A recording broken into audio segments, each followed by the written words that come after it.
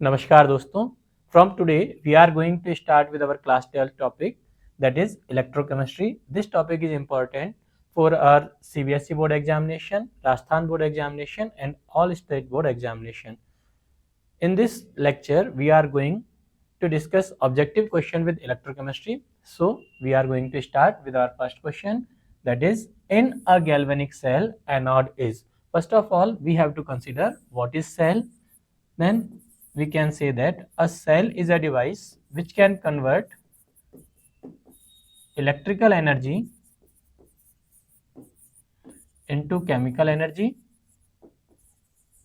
and vice versa. So cell is a device which can convert electrical energy into chemical energy or chemical energy into electrical energy. Then cell is of two types. First of all, it is galvanic cell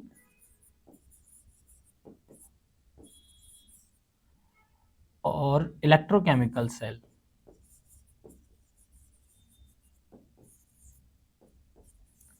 And the second one is electrolytic cell. In electrochemical cell or galvanic cell, chemical energy is converted to electrical energy, while in electrolytic cell, that electrical energy converted to chemical energy. And here the question is related to galvanic cell, which is a type of electrochemical cell, and the question related to anode. So in a cell there is two type of electrode are found. First one is anode and second one is cathode. So what is anode?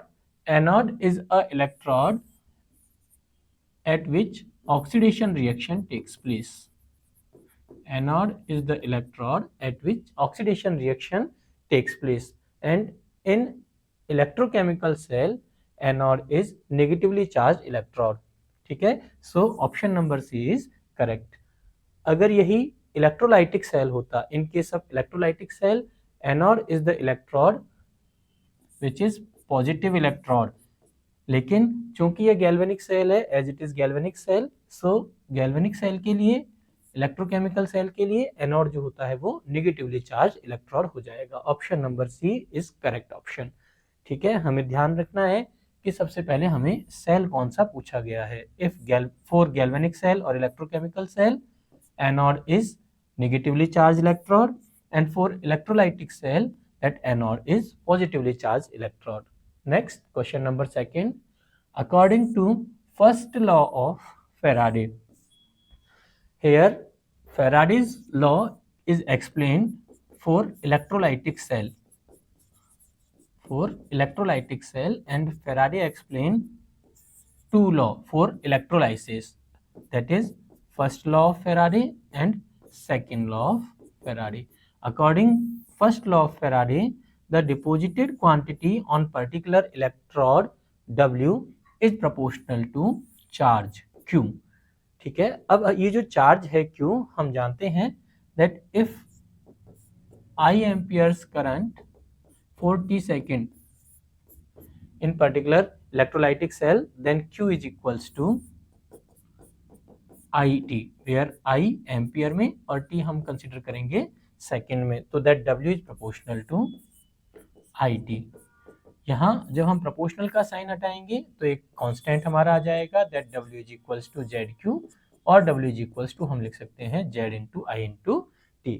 So option number C is the correct option for our question. According to the first law of Faraday, the deposited quantity on particular electrode is proportional to charge. ठीक है, that Q का मतलब यहाँ क्या हो जाएगा, charge, और इस चार्ज का यूनिट हमारा होता है कूलम. ठीक है, और अगर Q नहीं दिया जाए तो हम कहेंगे for I ampere current for T second, that Q की जगह हमारे पास भी क्या आ जाएगा, I इंटू T, और अगर प्रोपोर्शनल का साइन हटाएंगे तो हम यहाँ पर एक कांस्टेंट, प्रोपोर्शनलिटी कांस्टेंट को इनपुट करेंगे, दैट प्रोपोर्शनलिटी कांस्टेंट हमारा हो जाएगा Z, जिसको अपन इलेक्ट्रोकेमिकल इक्विवेलेंस कह देते हैं. नेक्स्ट थर्ड क्वेश्चन हम देखें, the electrode potential of a metal is determined in comparison with, that electrode potential किसी भी मेटल के लिए अगर हमें डिटरमाइन करना है तो वो किसके कंपेयर में डिटरमाइन होगा, तो हम कहेंगे दैट इसके लिए हमें एक स्टैंडर्ड इलेक्ट्रोड पोटेंशियल लेना होगा, और वो स्टैंडर्ड इलेक्ट्रोड पोटेंशियल हम किसका लेते हैं, हाइड्रोजन इलेक्ट्रोड का कंसीडर करते हैं। क्यों, क्योंकि स्टैंडर्ड हाइड्रोजन इलेक्ट्रोड के लिए इलेक्ट्रोड पोटेंशियल जो है वो 0 वोल्ट कंसीडर किया गया है, होता नहीं है, हमने इसको कंसीडर किया है 0 वोल्ट, और 0 वोल्ट के रेफरेंस में जो भी हमें किसी दूसरे मेटल का इलेक्ट्रोड पोटेंशियल ऑब्जर्व होगा हम उसे इस पर्टिकुलर मेटल का इलेक्ट्रोड कह देंगे। ठीक है, तो हमसे पूछा गया है the electrode potential of a metal is determined in comparison with hydrogen electrode, क्योंकि हाइड्रोजन इलेक्ट्रोड को हमने क्या लेना है, स्टैंडर्ड इलेक्ट्रोड बनाना है। अब जब हम स्टैंडर्ड हाइड्रोजन इलेक्ट्रोड लेंगे तो इसको कैसे बनाते हैं, सबसे पहले हम एक प्लेटिनम का वायर लेते हैं, इस प्लेटिनम के वायर को ग्लास के एक कंटेनर में बंद कर देते हैं। ग्लास का जो कंटेनर होगा इसमें हम पी प्रेशर पर हाइड्रोजन गैस डिपॉजिट करेंगे और इसे हम स्टैंडर्ड एसिडिक सॉल्यूशन में, जिसमें H+ आयन का कॉन्सेंट्रेशन 1N होगा, डिप कर देते हैं। जब टेम्परेचर T = 298 केल्विन पर इसका पोटेंशियल कंसीडर किया जाता है, जहां pressure of hydrogen gas = 1 atmosphere हो, तो इसका इलेक्ट्रोड पोटेंशियल कितना, 0 वोल्ट कंसीडर किया जाता है, और इसको अपन क्या कहेंगे, स्टैंडर्ड हाइड्रोजन इलेक्ट्रोड या SHE के नाम से जानते हैं।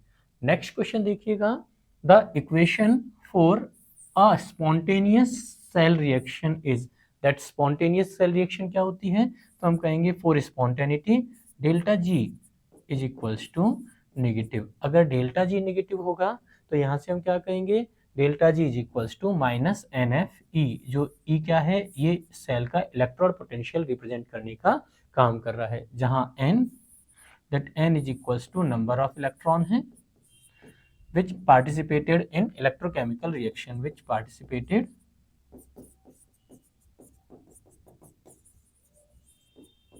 in electrochemical reaction। यहाँ F that is equals to Faraday charge in Faraday, और इसका वैल्यू कितना होता है, 96500 कूलाम होता है। तो ΔG = हमारा हो जाएगा नेगेटिव अगर स्पॉन्टेनियस केमिकल रिएक्शन है। तो अब इस ΔG जो कि गिब्स फ्री एनर्जी है, उसको अगर हम electrode potential of particular cell से रिलेट करें तो ये हमारा हो जाता है ΔG = -NFE, और अगर ΔG का वैल्यू नेगेटिव आ गया तो हम कहेंगे कि हमारा केमिकल इक्वेशन स्पॉन्टेनियस हो जाएगा, सेल जो है वो स्पॉन्टेनियस होगा, उसके लिए किसी एक्सटर्नल एनर्जी की रिक्वायरमेंट नहीं होगी, उसमें अपने आप केमिकल रिएक्शन प्रोसेस हो जाती हैं। नेक्स्ट अगला क्वेश्चन देखें, ऑन द इलेक्ट्रोलाइसिस, देखिए चेक कीजिए, इलेक्ट्रोलाइसिस हमें दिया हुआ है, that electrolysis of NaCl solution हमें दे रखा है which is obtained at anode. तो सबसे पहले हम कहेंगे that we have a container having electrolytic solution of NaCl। तो NaCl का अगर इलेक्ट्रोलाइटिक सोल्यूशन कहें तो हम कहेंगे here it is aqua solution of electrolyte. यहाँ हमने 2 इलेक्ट्रोड रख लिए, और चूंकि ये इलेक्ट्रोलाइटिक सेल है, देखो इलेक्ट्रोलाइसिस बोल रहा है, दैट मीन्स इलेक्ट्रिकल एनर्जी जो है वो केमिकल एनर्जी में कन्वर्ट होगी। अगर इलेक्ट्रिकल एनर्जी केमिकल एनर्जी में कन्वर्ट होती है तो हमें क्या करना होगा, एक एक्सटर्नल एनर्जी सोर्स यहाँ पर कनेक्ट करना होगा। अगर हम एक एक्सटर्नल एनर्जी सोर्स को यहाँ पर कनेक्ट कर दें तो देखिए मैंने यहाँ पर एक्सटर्नल एनर्जी के लिए एक बैटरी कनेक्ट कर दी, एक की हमने यहाँ पर लगा दी। अब जैसे ही हम इस की को ऑन करेंगे, पॉजिटिव इलेक्ट्रोड से करंट सप्लाई होगा, और यहाँ पर ये वाला इलेक्ट्रोड हमारा हो जाएगा पॉजिटिव इलेक्ट्रोड, और नेगेटिव इलेक्ट्रोड से करंट वापस जाएगा तो ये वाला इलेक्ट्रोड हमारा हो जाएगा नेगेटिव इलेक्ट्रोड, जो बैटरी के नेगेटिव टर्मिनल से अटैच हो जाता है। तो पॉजिटिव टर्मिनल या पॉजिटिव इलेक्ट्रोड, यहाँ पर क्या होगा, देखिए ये हमारा NaCl का एक्वस सोल्यूशन है। तो फर्स्ट ऑफ ऑल NaCl का एक्वस सोल्यूशन जो है, NaCl स्ट्रॉन्ग इलेक्ट्रोलाइट होने की वजह say that get dissociated into cation Na+ and anion Cl-। तो हमारे पास सोल्यूशन में सोडियम कैटायन और Cl एनायन प्रेजेंट होंगे, and these ion move towards oppositely charge electrode. So sodium cation जाएंगे कहाँ, नेगेटिव इलेक्ट्रोड की तरफ, और क्लोराइड एनायन पहुंचेंगे पॉजिटिव इलेक्ट्रोड की तरफ। क्लोराइड एनायन जाएंगे पॉजिटिव इलेक्ट्रोड की तरफ, और सोडियम कैटायन पहुंच गया नेगेटिव इलेक्ट्रोड की तरफ। अब ये जो क्लोराइड एनायन पॉजिटिव इलेक्ट्रोड पर पहुंचे हैं, तो एट पॉजिटिव इलेक्ट्रोड क्या केमिकल रिएक्शन होगी? पॉजिटिव इलेक्ट्रोड है, दैट मीन्स नेगेटिव चार्ज यानी इलेक्ट्रॉनों की डेफिशिएंसी है। सो Cl माइनस आयन जिसके पास में नेगेटिव चार्ज है, इलेक्ट्रॉनों की एक्सिस है, it can releases its electron and convert it to half of Cl2 gas. तो पॉजिटिव इलेक्ट्रोड पर क्या हुआ? Cl2 गैस डिपॉजिट हो गई। ओवरऑल अगर हम केमिकल रिएक्शन देखें, then oxidation number of Cl converted from -1 to 0, तो ऑक्सीडेशन नंबर में +1 का इंक्रीज हो जाता है, और जब ऑक्सीडेशन नंबर बढ़ती है तो इसको अपन बोलेंगे ऑक्सीडेशन हाफ रिएक्शन। ठीक है, तो पॉजिटिव इलेक्ट्रोड या जिस पर ऑक्सीडेशन हो रहा है, दैट ऑक्सीडेशन जिस इलेक्ट्रोड पर होता है उसको हम कह देते हैं एनोड। हमेशा आपको याद रखना है, सेल चाहे कोई सा भी हो, इट इज इलेक्ट्रोलाइटिक सेल और इलेक्ट्रोकेमिकल सेल, गैल्वेनिक सेल।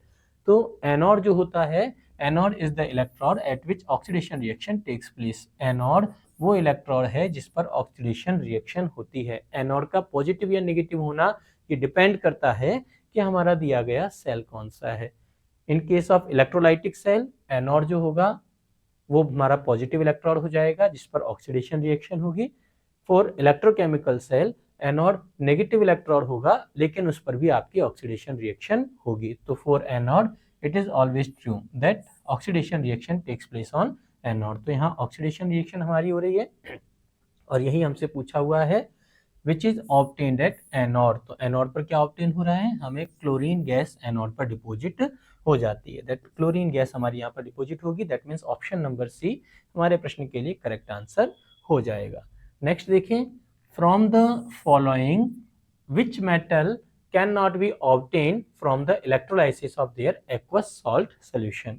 अब जैसे हम ऑप्शन हमें चेक करें तो सिल्वर, क्रोमियम, कॉपर ये सारे के सारे हमारे डी ब्लॉक की मेटल हैं, और इसकी बजाय मैग्नीशियम ये हमारे एस ब्लॉक का मेटल है जिसको अपन एल्कलाइन अर्थ मेटल कह देते हैं।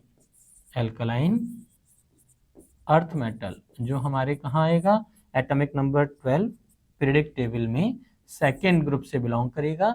और मैग्नीशियम का जब अपन एक्वस सॉल्ट लेंगे तो मैग्नीशियम कैटायन ये नेगेटिव इलेक्ट्रोड पर पहुंच करके 2 इलेक्ट्रॉन गेन करेंगे और मैग्नीशियम मेटल में डिपॉजिट हो जाएंगे। लेकिन चूंकि ये एल्कलाइन अर्थ मेटल है और हम जानते हैं एल्कलाइन अर्थ मेटल जो होती है वो वाटर के साथ में हाईली रिएक्टिव होती हैं, दैट्स वाई ये मैग्नीशियम जो सॉलिड मेटल है ये वाटर के साथ में रिएक्शन करेगा और फर्दर वाटर के साथ में रिएक्शन करके मैग्नीशियम का हाइड्रोक्साइड बनाएगा प्लस हाइड्रोजन गैस इवॉल्व होना शुरू हो जाएगी। तो नेगेटिव इलेक्ट्रोड जहां पर मैग्नीशियम कैटायन पहुंचे हैं, दैट मीन्स कैथोड हमारा जो है उस पर क्या हो रहा है? +2 से मैग्नीशियम जो है वो 0 में चेंज हुआ है, यानी कि रिडक्शन हाफ रिएक्शन यहाँ पर हो रही है। और मैग्नीशियम मेटल जो हाईली रिएक्टिव है, उस highly reactive alkaline earth metal magnesium metal water के साथ में रिएक्शन करके हाइड्रोजन गैस रिलीज कर देती है। तो from the following which metal can not be obtained, तो यहाँ पर हमें मेटल ऑब्टेन होने की जगह क्या हो जाता है? मेटल का हाइड्रोक्साइड और हाइड्रोजन गैस मिलना शुरू हो जाती है। That means option number D इस प्रश्न के लिए हमारा करेक्ट आंसर हो जाएगा। नेक्स्ट देखिए, in a cell of inert electrode, that means inert electrode का मतलब that electrode on which electrochemical reaction does not takes place, यानी ऐसे इलेक्ट्रोड जो पर्टिकुलर पर्सनली इलेक्ट्रोकेमिकल रिएक्शन में किसी तरह का कोई पार्टिसिपेशन नहीं करते। जैसे हमारा प्लेटिनम मेटल इलेक्ट्रोड जो होता है वो पर्टिकुलरली इनर्ट मेटल का बना हुआ है, उसका किसी तरह का कोई ऑक्सीडेशन रिडक्शन नहीं होता। The product form by the electrolysis of aqueous solution of sodium bromide. तो चेक कीजिए, हम एक कंटेनर लें, यहाँ पर हमने कहा कि अगर हम NaBr का एक्वस सॉल्यूशन कंसीडर कर रहे हैं, क्या ले रहे हैं यहाँ? NaBr का एक्वस सॉल्यूशन ले रहे हैं, और मैंने यहाँ पर प्लेटिनम के वायर लगा दिए। प्लेटिनम के वायर क्यों? क्योंकि प्लेटिनम हमारा क्या है? इनर्ट इलेक्ट्रोड की तरह बिहेव करेगा। फिर हम इसको पॉजिटिव और नेगेटिव बैटरी के टर्मिनल से कनेक्ट कर देते हैं। तो सबसे पहले क्या होगा? दैट NaBr जैसे ही हम करंट सप्लाई करेंगे, that get dissociated into cation sodium plus and anion Br minus. तो यहाँ देखिए हमारे पास सॉल्ट में कौन कौन से सॉल्यूशन, सोडियम कैटायन और Br माइनस आयन यहाँ पर प्रेजेंट हो जाएंगे। तो सोडियम कैटायन और Br माइनस आयन यहाँ पर हमारे प्रेजेंट हो गए। अब that sodium cation move towards negative electrode and bromide anion move towards positive charge electrode. Sodium cation कहाँ पहुंच गए? नेगेटिव इलेक्ट्रोड पर, और नेगेटिव इलेक्ट्रोड पर जाकर क्या होगा?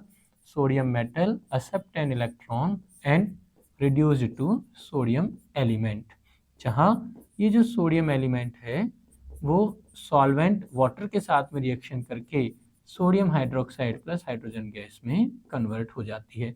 और ये रिएक्शन कहाँ होती है? नेगेटिव इलेक्ट्रोड पर होती है, क्योंकि रिडक्शन हाफ रिएक्शन होती है। देखिए +1 से 0 ऑक्सीडेशन स्टेट में चेंज हुआ है, इसलिए इस नेगेटिव इलेक्ट्रोड को हम कह देते हैं कैथोड। तो कैथोड पर हमें क्या क्या देखने को मिला?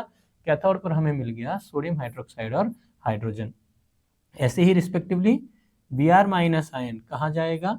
पॉजिटिव इलेक्ट्रोड की तरफ मूव करेगा, और जब ये पॉजिटिव इलेक्ट्रोड पर पहुंचेगा तो वहाँ इलेक्ट्रॉन रिलीज करके ये हाफ ऑफ Br2 में कन्वर्ट हो जाता है। तो Br माइनस 1 से इसका ऑक्सीडेशन क्या हो गया? 0 में कन्वर्ट हो गया। That means oxidation half reaction यहाँ पर होती है, और जहाँ ऑक्सीडेशन होता है that electrode is known as anode. ठीक है, तो ओवरऑल देखिए हमें क्या प्रोडक्ट देखने को मिला? हमें ब्रोमीन गैस मिली कहाँ? एनोड पर, और सोडियम हाइड्रोक्साइड और हाइड्रोजन गैस मिल गई हमें कैथोड पर। तो हमें हाइड्रोजन, ब्रोमीन और सोडियम हाइड्रोक्साइड मिल जाते हैं। That means option number D इस क्वेश्चन के लिए हमारा करेक्ट ऑप्शन हो जाएगा। अगला प्रश्न देखें, the electric charge needed for the removal of 108 gram silver from AgNO3 solution will be. देखिए ये वाला क्वेश्चन जो है that question is also related to electrolytic cell. ठीक है, तो हमें एक कंटेनर में सिल्वर नाइट्रेट का सोल्यूशन गिवन है,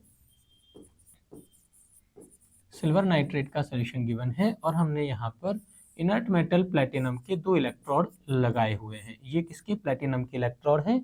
अब अगर हम यहाँ पर पॉजिटिव और नेगेटिव करंट की सप्लाई कर दें तो रिस्पेक्टिव इलेक्ट्रोड हमारे पॉजिटिव और नेगेटिव इलेक्ट्रोड हो जाएंगे। तो क्या होगा? That silver nitrate get dissociated into silver cation plus nitrate anion, और ये जो सिल्वर कैटायन है ये कहाँ जाएगा? नेगेटिव चार्ज इलेक्ट्रोड की तरफ यानी कैथोड की तरफ मूव करना शुरू करेंगे। केमिकल रिएक्शन देखें, दैट सिल्वर कैटायन वहाँ जाकर एक इलेक्ट्रॉन एक्सेप्ट करेगा और सिल्वर मेटल में रिड्यूस हो गया। ठीक है, तो ये केमिकल रिएक्शन कौन से इलेक्ट्रोड पर हुई? कैथोड पर या नेगेटिव इलेक्ट्रोड पर केमिकल रिएक्शन हो जाती है। अगर हम इस केमिकल रिएक्शन का स्टोइकियोमेट्रिक कांस्टेंट देखें तो यहाँ देखिए 1 mole of silver cation accept 1 mole of electron and converted into 1 mole of silver metal। अब सिल्वर के लिए अगर हम 1 मोल यानी इसका मोलर मास देखें दैट इज इक्वल्स टू 108 ग्राम। ठीक है, तो 108 ग्राम सिल्वर के लिए कितने इलेक्ट्रॉनों की? 1 मोल इलेक्ट्रॉनों की रिक्वायरमेंट होती है, और ये 1 मोल इलेक्ट्रॉन का जो चार्ज है ये चार्ज कितना हो जाता है? 1 फेराडे चार्ज हो जाता है।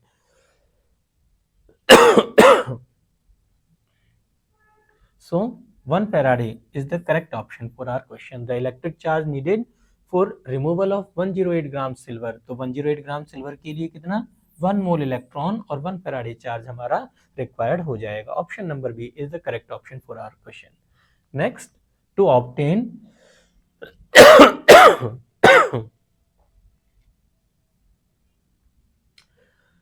to obtain 1 gram magnesium atoms from MgCl2 the Faraday needed will be। देखिए यहाँ 1 ग्राम मैग्नीशियम दिया हुआ है, दैट मीन्स आपको 1 मोल मैग्नीशियम की रिक्वायरमेंट है। So for electrolysis of MgCl2 we can represent the chemical reaction, it is Mg+2 plus twice mole of Cl minus ion। This Mg+2 moves towards negative electrode, negative electrode आपका क्या हो जाएगा? Cathode. So that Mg+2 accept 2 moles of electron and converted into 1 mole of magnesium metal. ठीक है, तो 1 मोल magnesium metal के लिए हमें कितना? 2 मोल्स ऑफ इलेक्ट्रॉन की रिक्वायरमेंट है, और 1 मोल इलेक्ट्रॉन के लिए हम कहेंगे 1 फेराडे। सो 2 मोल इलेक्ट्रॉन के लिए हमें 2 फेराडे चार्ज की रिक्वायरमेंट हो जाएगी। सो फेराडे कितना? 2 फेराडे चार्ज हमें यहाँ पर रिक्वायर्ड होगा। Option number B is the correct option for our question. Next, question number 10, when 1 ampere current, यहाँ पर देखिए हमें गिवन क्या है? I is equals to 1 ampere. When 1 ampere current is passed till 1 second, time t is equals to हमारे पास में है 1 second. ठीक है, the amount of deposited substance will be equal to, according first law of Faraday, W is proportional to Q and W is proportional to I into T. और proportional का sign हटाएंगे तो हम कहेंगे W is equals to Z into I into T, where I is equals to 1 ampere, T is equals to 1 second. तो यहाँ से हमारे पास क्या हो जाएगा, that W is equals to Z, यानी deposited quantity on particular electrode is equals to Z, electrochemical equivalent of particular metal atom. ठीक है, so option number D is are correct option. Z क्या होता है, Z, it is electrochemical equivalent. Option number D is correct for the question. Next, on increasing temperature the conductivity of metals it is decreases. अब for metals हम जानते हैं metals are good conductor of electricity and these are good conductor due to free electrons.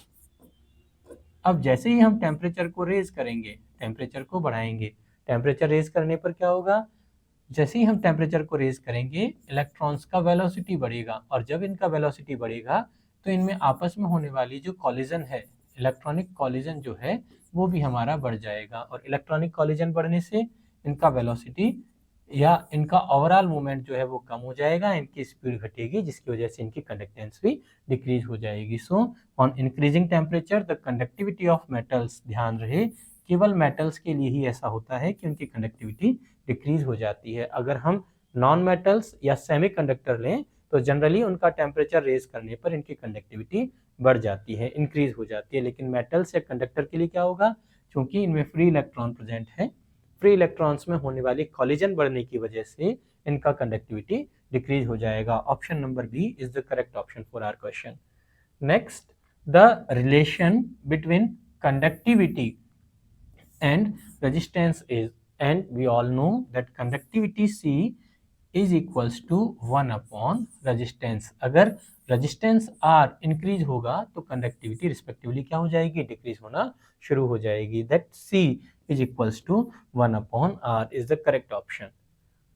Next, Faraday's second law of electrolysis is related with. अब यहाँ देखिए Faraday का second law दिया हुआ है, क्या कहता है, हम एक सिंपल स्टेटमेंट उसका देख लें. If two or more than two electrolytic cell, if two or more than two electrolytic cells are connected in are connected in series combination,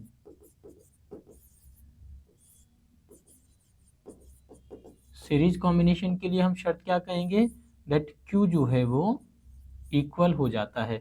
तो देखिए यहाँ पर हमने दो इलेक्ट्रोलाइटिक सेल लिए और इन दोनों इलेक्ट्रोलाइटिक सेल को हमने कनेक्ट कर दिया एक एक्सटर्नल एनर्जी सोर्स से, जिसमें हमने इलेक्ट्रोलाइटिक सेल में मान लीजिए पहले मेटल M1 ले रखी है और दूसरे इलेक्ट्रोलाइटिक सेल में हमने मेटल M2 का सॉल्ट लिया हुआ है.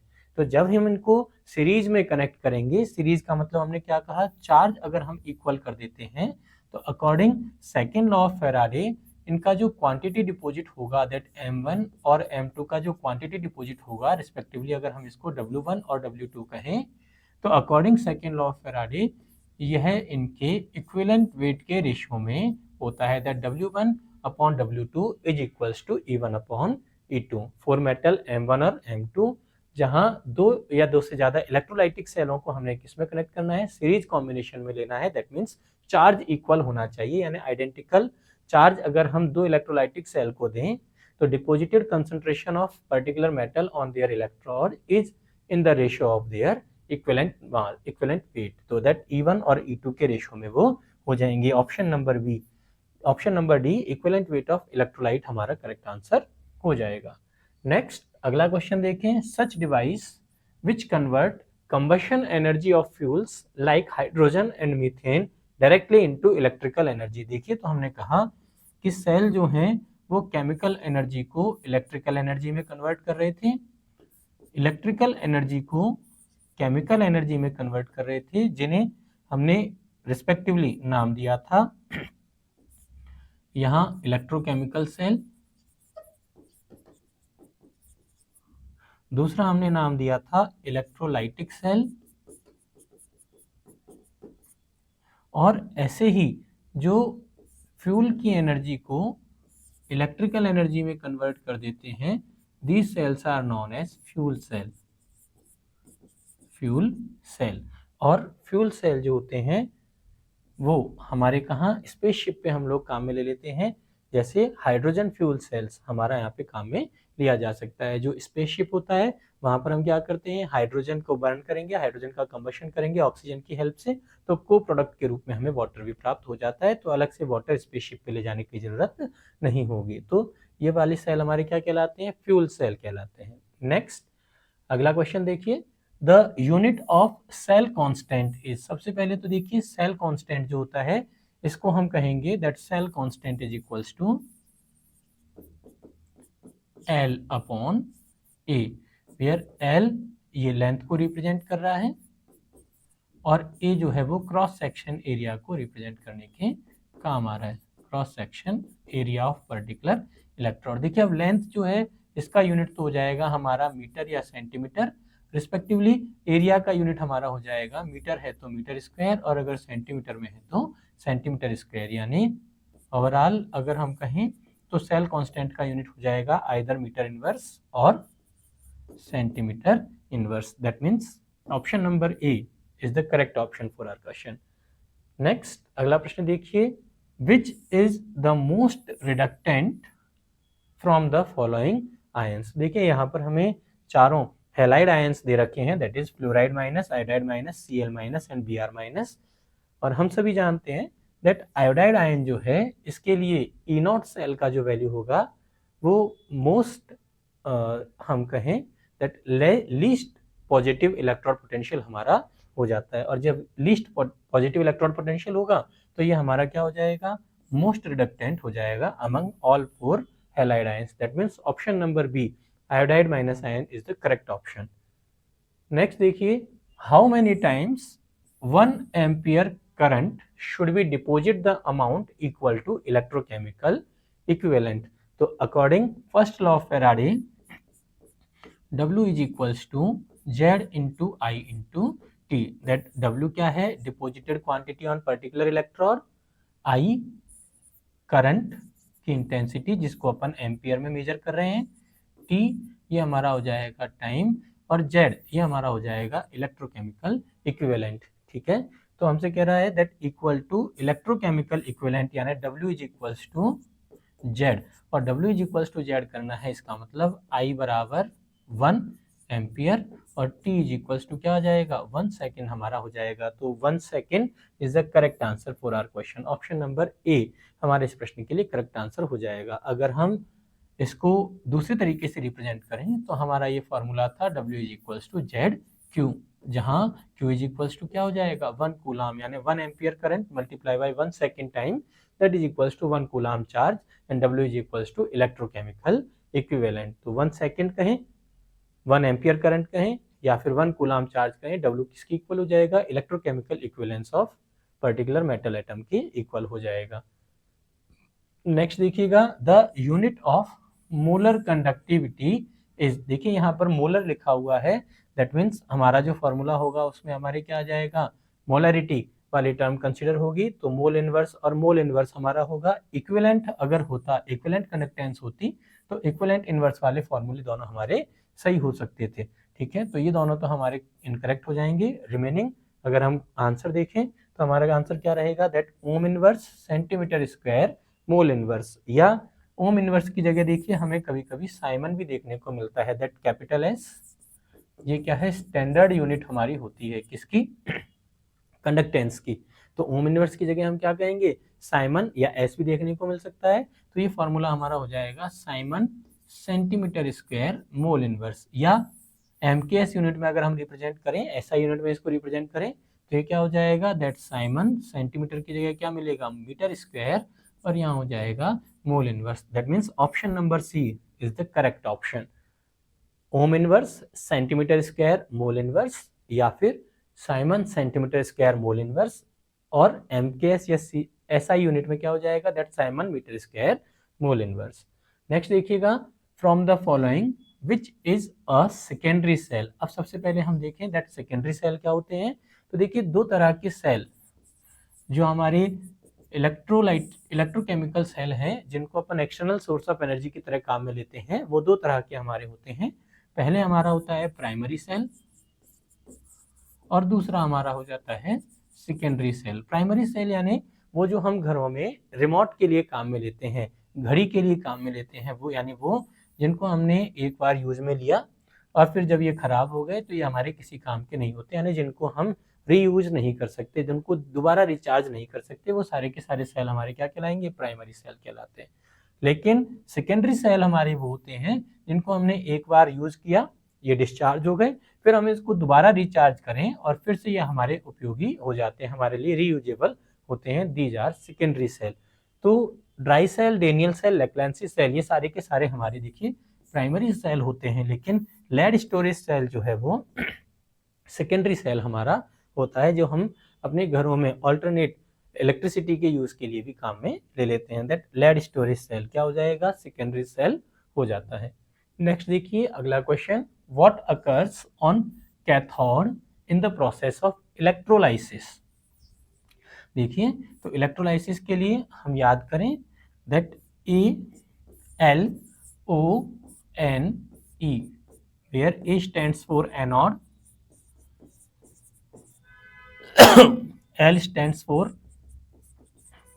left, O stands for oxidation, N for negative and E for electrode। ठीक है, तो anode is the electrode at which oxidation reaction takes place. अगर ये इलेक्ट्रोकेमिकल सेल है और इलेक्ट्रोकेमिकल सेल और गैल्वेनिक सेल, तो यहाँ पर हमारा L यानी लेफ्ट में रिप्रेजेंटेशन किया जाएगा और ये क्या हो जाएगा, नेगेटिव इलेक्ट्रोड हो जाएगा। ठीक है, तो इसका वाइस वर्सा पढ़ें तो कैथोड ये राइट में लिखा जाएगा, इसका रिडक्शन होगा और यह पॉजिटिव इलेक्ट्रोड हो जाता है। देखिए लेकिन यहाँ पर हमें देखिए इलेक्ट्रोलाइसिस दे रखा है और इलेक्ट्रोलाइसिस के केस में केवल एक चीज हमें यहाँ पर चेंज करनी होगी।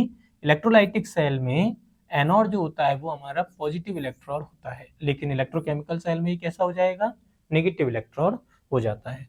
तो हमसे कैथोड के लिए पूछा हुआ है और इलेक्ट्रोलाइसिस के लिए पूछा हुआ है, तो हम कहेंगे कैथोड ये हमारा कैसा हो जाएगा, नेगेटिव इलेक्ट्रोड हो जाएगा, यानी कैथोड रिडक्शन और ये नेगेटिव इलेक्ट्रोड हमारा हो जाता है। तो कैथोड जो है उस पर कौन सी रिएक्शन हो जाएगी, रिडक्शन हाफ रिएक्शन हमारी प्रोबेबल होती है। एनोड हो या कैथोड हो, बातें हमेशा हमेशा याद रखनी है कि एनोड वो इलेक्ट्रोड होता है जिस पर ऑलवेज ऑक्सीडेशन रिएक्शन होती है, फिर चाहे वो इलेक्ट्रोकेमिकल सेल हो या इलेक्ट्रोलाइटिक सेल हो। वहीं कैथोड वो इलेक्ट्रोड होता है जिस पर हमेशा रिडक्शन रिएक्शन होती है, फिर चाहे वो इलेक्ट्रोकेमिकल सेल हो या इलेक्ट्रोलाइटिक सेल हो। कैथोड यानी ऑलवेज रिडक्शन हाफ रिएक्शन जिस इलेक्ट्रोड पर होती है, तो कैथोड के लिए क्या हो जाएगा, रिडक्शन हाफ रिएक्शन हमारा करेक्ट आंसर हो जाएगा। नेक्स्ट देखिए question number 21, for a concentration cell standard EMF will be. अब ये कंसंट्रेशन सेल क्या होता है, कंसीडर कीजिए कंसंट्रेशन सेल में both anode as well as cathode जो होते हैं वो आइडेंटिकल इलेक्ट्रोड होते हैं। क्या होते हैं, दोनों आइडेंटिकल इलेक्ट्रोड होते हैं।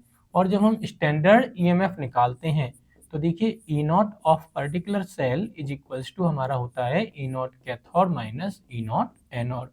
अब कैथोड और एनोड चूंकि आइडेंटिकल इलेक्ट्रोड हैं, इसके लिए ई नॉट यानी स्टैंडर्ड इलेक्ट्रोड पोटेंशियल भी दोनों के क्या होंगे, इक्वल हो जाएंगे।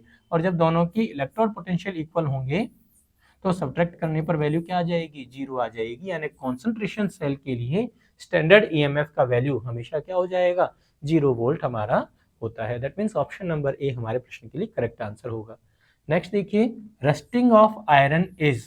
देखिए रस्टिंग यानी हम कहें जब हम किसी आयरन की रॉड को एटमॉस्फेरिक ऑक्सीजन और ह्यूमिडिटी की प्रेजेंस में, एटमॉस्फेरिक ऑक्सीजन यानी एटमॉस्फेयर और ह्यूमिडिटी की प्रेजेंस में खुला छोड़ देंगे तो क्या होगा, आयरन का जो है वो ऑक्सीडेशन हो जाता है, that iron converted into iron +2 as well as iron +3 Fe2O3 या FeO में कन्वर्ट हो जाता है।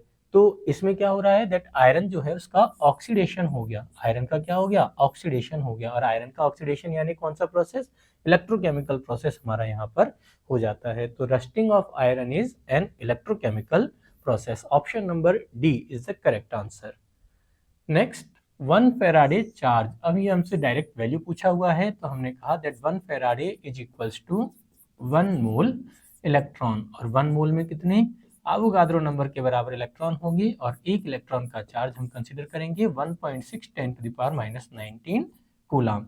एवोगाड्रो नंबर की वैल्यू कितनी, that is 6.02 10⁻23 mole inverse multiply by 1.6 10⁻⁻19 coulomb.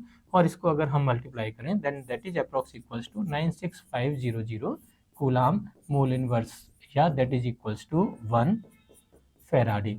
ठीक है, तो 1 faraday charge is equals to 96500 coulomb mole inverse, यानी charge of 1 mole electron is equals to 1 faraday. Option number C is the correct answer. Next देखें, which is a reference electrode. Reference electrode क्या होते हैं, देखिए हम लोगों ने कहा दैट कोई भी हमारा जो सेल है उसमें हमारे पास 2 इलेक्ट्रोड होते हैं, एक होगा एनोड और दूसरा होता है कैथोड। लेकिन इन एनोड और कैथोड जो इलेक्ट्रोड हैं, इनका जब हमें इलेक्ट्रॉन पोटेंशियल अगर निकालना है तो उसको डिटरमाइन करने के लिए हमें एक स्टैंडर्ड इलेक्ट्रोड की रिक्वायरमेंट होती है। स्टैंडर्ड इलेक्ट्रोड की क्या खास बात, दैट जिसका इलेक्ट्रॉन पोटेंशियल जो है वो कांस्टेंट हो, ये टाइम और टेम्परेचर के साथ वेरिएबल नहीं होना चाहिए, तो ऐसा इलेक्ट्रोड जो है उसको हम स्टैंडर्ड इलेक्ट्रोड की तरह काम में लेते हैं। और हमारे लिए स्टैंडर्ड इलेक्ट्रोड जो होता है generally SHE standard hydrogen electrode हम लोग काम में ले लेते हैं। तो दैट स्टैंडर्ड हाइड्रोजन इलेक्ट्रोड जो है उसको हम रेफरेंस इलेक्ट्रोड की तरह काम में ले सकते हैं। That means option number D hydrogen electrode is the correct answer. तो देखिए ये हमारे क्वेश्चंस थे जो हमने इलेक्ट्रोकेमिस्ट्री के पार्ट 1 में ऑब्जेक्टिव क्वेश्चन सीखे। नेक्स्ट लेक्चर में हम नए क्वेश्चंस के साथ फिर से मिलेंगे। Thank you.